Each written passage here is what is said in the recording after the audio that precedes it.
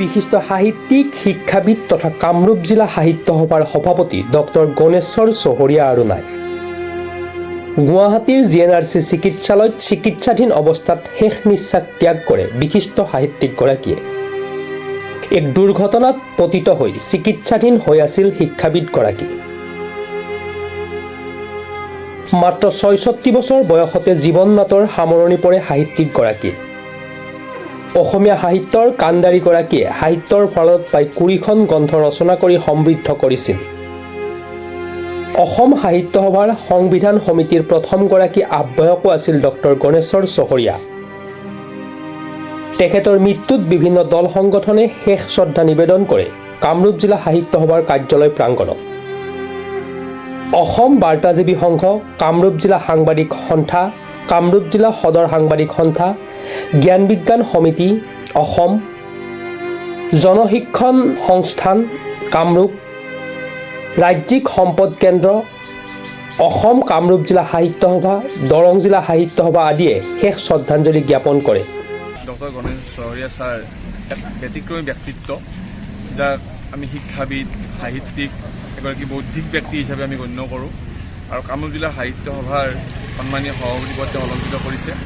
আৰু এইগৰাকী ব্যক্তিয়ে কাৰ্যকাল সমাপ্ত নকৰোঁতে আমাৰ মাজৰ পৰা আঁতৰি যোৱাটো আমি কোনোবাতে ভাবিব পৰা নাই, আমি ভাষাৰে বুজাব নোৱাৰোঁ।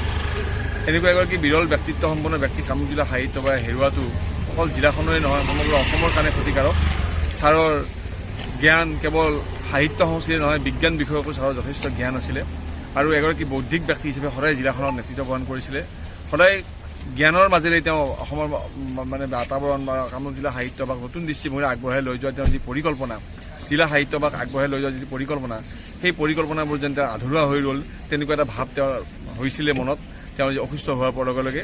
আৰু সেই সময়ৰ পৰাই তেখেতে বাৰে বাৰে আমাৰ লগত যোগাযোগ কৰিছিলে, আমাৰ সম্পাদক মহোদয়ৰ লগত, জিলা সাহিত্য বিষয়সকলৰ লগত। কিন্তু দুখ লগা কথাটো হ'ল কি যে তেখেতে সেই কথাবোৰ পাতি থাকোঁতেই তেখেতৰ ষ্ট্ৰোক হ'ল আৰু তেখেত আমাৰ মাজত আঁতৰি গ'ল আজি। আৰু মই ভাবোঁ এক অভাৱনীয় ক্ষতি। অসম সাহিত্য সভাৰ যিখন সংবিধান বৰডুমচাত প্ৰণয়ন হৈছিলে, প্ৰথমখন সংবিধান, সেই সংবিধানখনৰ তেওঁ প্ৰথমগৰাকী আহ্বায়ক আছিলে প্ৰণয়নৰ। গতিকে তেখেতে অসম সাহিত্য সভাৰ বিভিন্ন বিষয়ৰ লগত যথেষ্টভাৱে জড়িত হৈ আছিলে। জনগোষ্ঠীয় ইতিহাস প্ৰকল্পৰ তেওঁ আহ্বায়ক আছিলে আৰু সেই মৰ্মে তেওঁ কামৰূপ জিলা সাহিত্য সভাৰ সভাপতি হৈছে।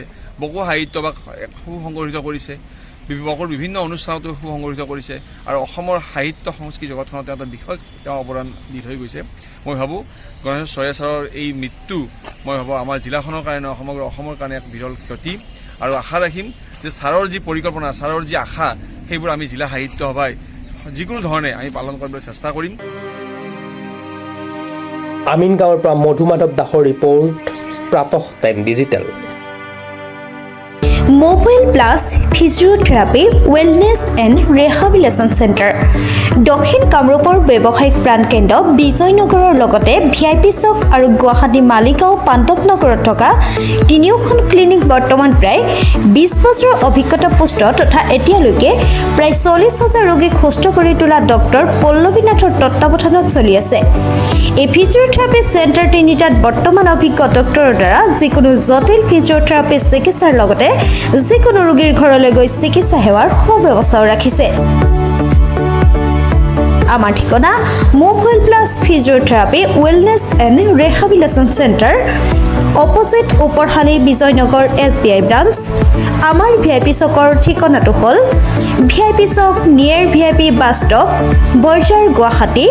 আমাৰ মালিগাঁও ঠিকনাটো হ'ল চেলাছ 360 physiotherapy and rehabilitation centre, Maligaon Pandav Nagar, Guwahati 12। আমাৰ যোগাযোগ নম্বৰ হৈছে 8011744696।